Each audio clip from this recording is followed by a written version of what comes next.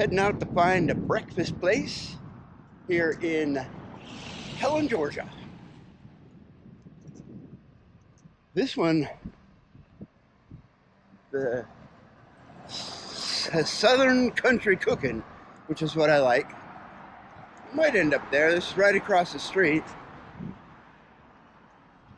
I also want to take a little walk, so I think I'll just walk through Helen and back. Wow, a unique German bakery. It says they're serving breakfast. It's pretty quiet here. Oh, looks like they're closed. Oh, yeah, they're closed Tuesday, Wednesday.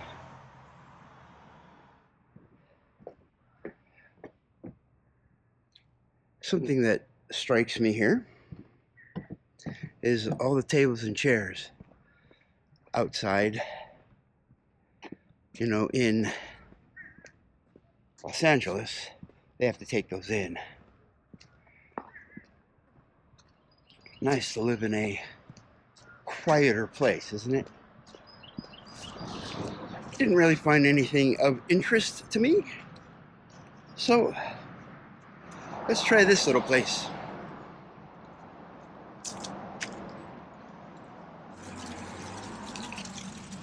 Glad I made that decision. The only thing I didn't particularly like is that they had scrambled eggs that, you know, they all cook up in a big batch, and those just get cold real easy. But I had smoked sausage, and the famous biscuit was really good. Cheesy grits, good coffee, and got a little to go. And nice people, of course. This part of the world tends to have really nice folks. Okay, so heading across the street here to the Baymont Hotel, and I'm gonna get out of here, hit the road. So here I go, heading out of Helen. In 1.8 miles, turn left onto US 75 alternate. And there we go. Going to the Hiwassee train loop. Cruising through Helen one last time.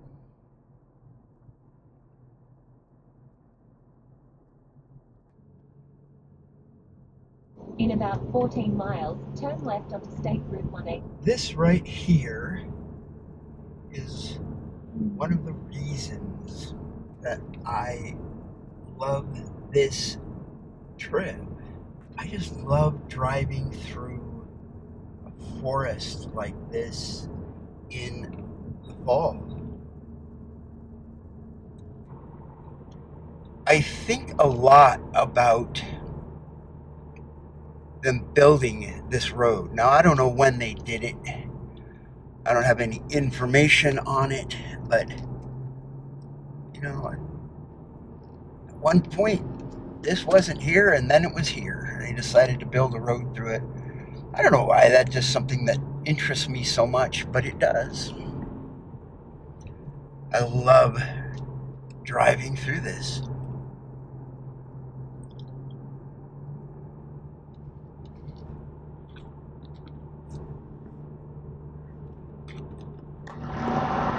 In 1 mile, turn right.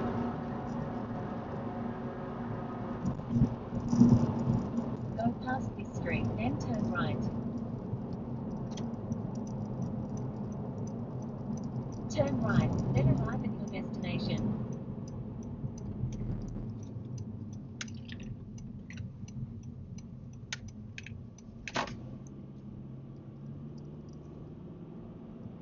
Arrive at Hiwassee River Rail Adventure. Arrive.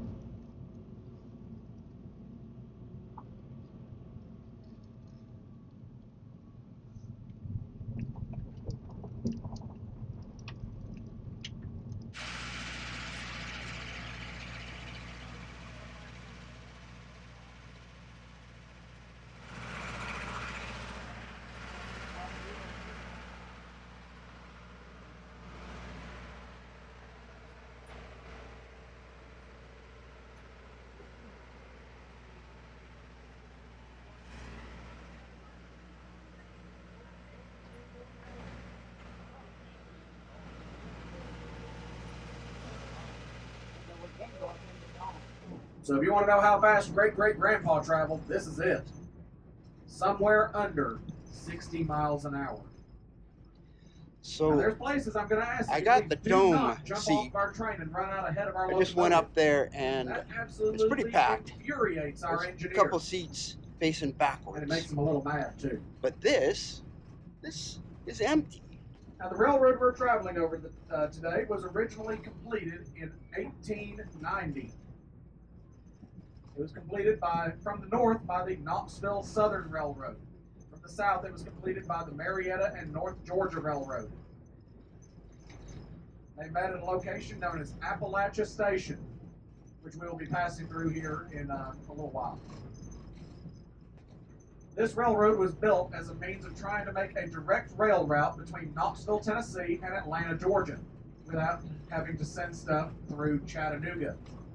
See, stuff tended to disappear when it got to Chattanooga.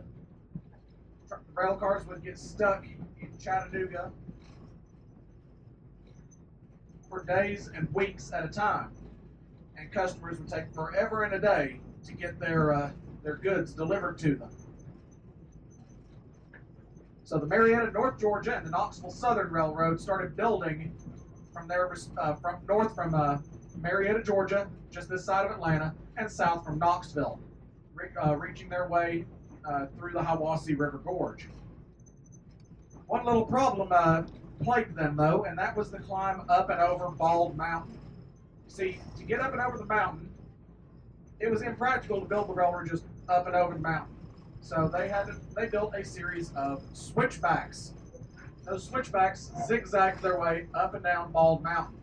You could only take 4 cars and a locomotive at a time through those switchbacks. So if you had a 40-car train, it took you 10 trips up and down Bald Mountain to get your train over the mountain. The Marietta, North Georgia, Knoxville Southern went into receivership. They were reorganized under the name Atlanta, Knoxville, and Northern Railroad. And they encountered the exact same problem that their predecessor did, getting through the switchbacks over Bald Mountain. So they contracted with their parent company, the Louisville and Nashville Railroad, to build a loop around Bald Mountain. And that loop is what is still there today. It allows trains to go over Bald Mountain in one piece without having to be separated into small chunks. We're now alongside the Hiwassee River. It's a very clean river. It starts in the mountains of western North Carolina, comes across the state line at Varner, Tennessee, flows down here through Delano, and then eventually near Benton, Tennessee, combines with that wild Ocoee River. It tames the Ocoee down a little bit, and they travel as the Hiwassee River to Dayton, Tennessee, where they then empty into the Tennessee River. Now, going back to the history of our rail cars, car number 4 on the train today is the Great Northern number 1331. Your tickets for that car might have actually said 9410 on them, but I'm referring to that car by its original as delivered number here. 9410 is its Amtrak number that it got in the 1970s. But it was originally built for the Great Northern Railway in 1955. He is still out. I've been Newest turning car down on the and train turning today. down and turning It was built by the Bud Rail Car Company out of Philadelphia, Pennsylvania. There's such a huge line And it was delivered to the Great Northern Railway Really? and assigned to a train called... I'm all by myself down here. The Empire Builder train That's was the way named I after like it. the founder of Yeah, the me Great too. Northern Railway, Mr. James J. Hill. His nickname was the Empire Builder. But the Empire Builder operated between Chicago and Seattle, Washington, also between Chicago and Portland, Oregon. The train split at Spokane, Washington into 2 sections. And it still does that today while operated by Amtrak. So you can catch that train in Chicago and you can ride across Montana through the Glacier National Park. They try to time that train schedule so it goes through Glacier Park in the middle of the day. But you can get on it at Spokane and split for either Seattle or Portland, Oregon.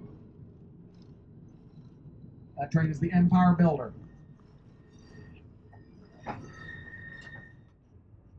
Be pretty cool to take this car on the Glacier Express. What did you just say? Yeah.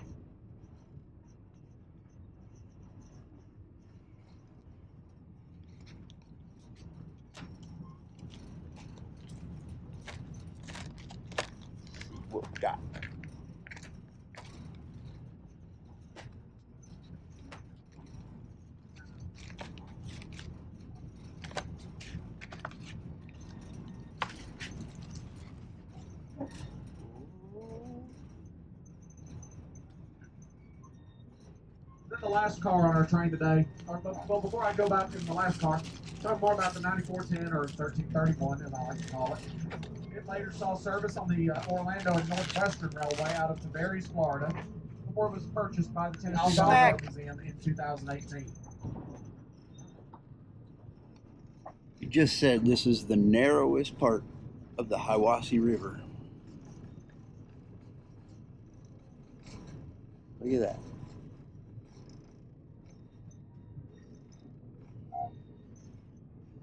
I had the entire lower section all to myself. I could go back and forth to get the views.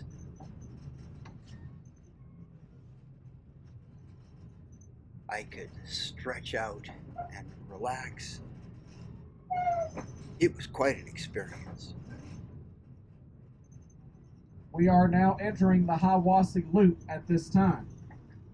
The loop runs from milepost 361 to milepost 364.3. The loop itself is just a little over 3 miles in length. From the bottom of the loop to the top of the loop, we will gain several hundred feet in elevation as we climb up Bald Mountain. But as you look across the valley here in the Hiwassee River Gorge, as we go by the bald spot here in just a minute, you will be able to see all the way over into North Carolina, as the mountains on the other side of the River Gorge at the bald spot are squarely within the state of North Carolina. We are that close to the state line.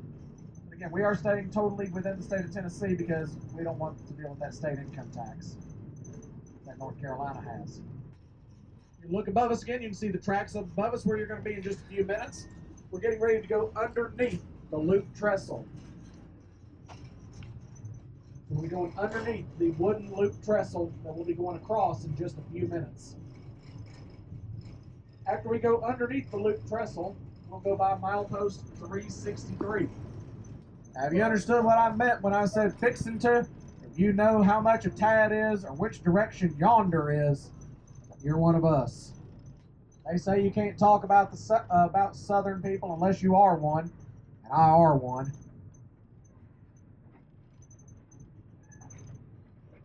I was born and raised in Northwest Georgia, still live there today, so I'm a bona fide North Georgia hillbilly. But don't be too dissuaded by that. I do have a high school education, thank you very much.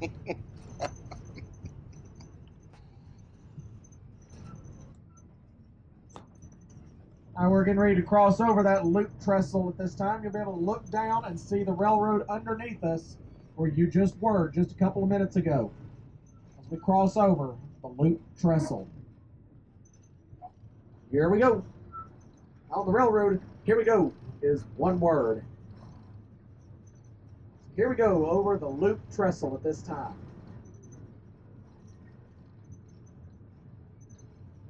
I use words like that and my pastor starts squirming because he's a former English teacher.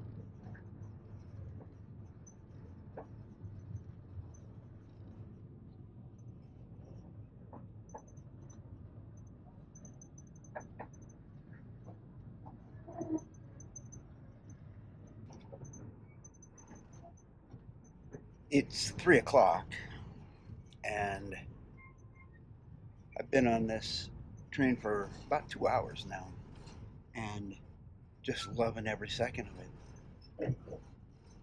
We are making a stop where they're gonna switch the engines. Engines are gonna go to the other side of the train and then they're gonna pull us all the way back. I guess another couple hours. I mean, I love a train ride.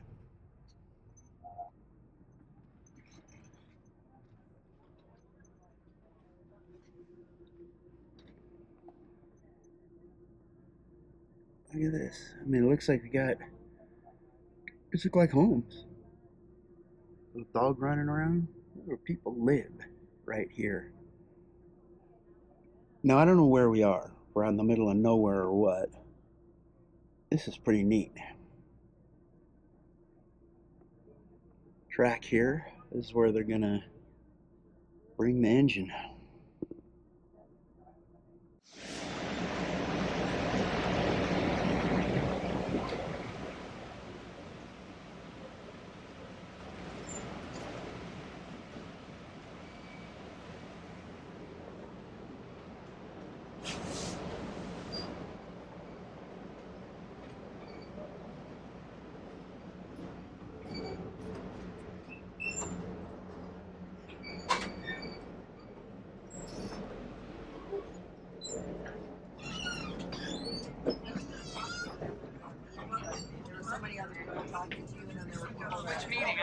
for me. Oh, right. Okay. Because I had talked to Linda. Oh, yes, yes. She told me. Play with, yes. She could make me work.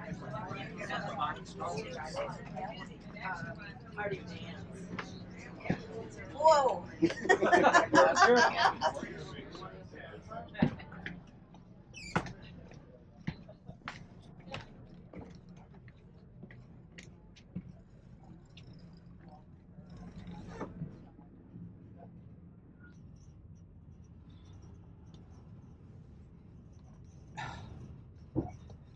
Now we're heading back.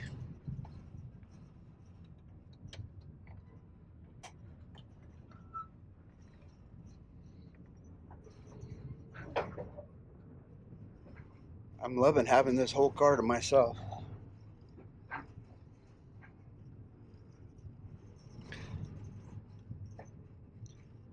So I just talked with a guy who is in the observation car upstairs where I have the ticket for which I have the ticket.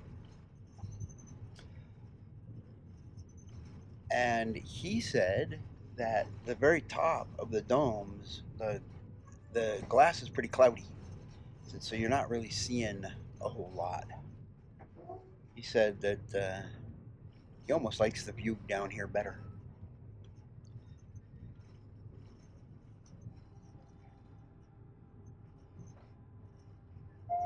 Coming to the end of the trip. It's almost 5 o'clock. 4 hours on the train. And I loved every second of it. All right, ladies and gentlemen, with just a few miles left on our trip, I want to just say thank you, thank you, thank you. Hope you all have enjoyed our trip with us today. It's up here on pretty great. the Appalachian Mountains of East Tennessee.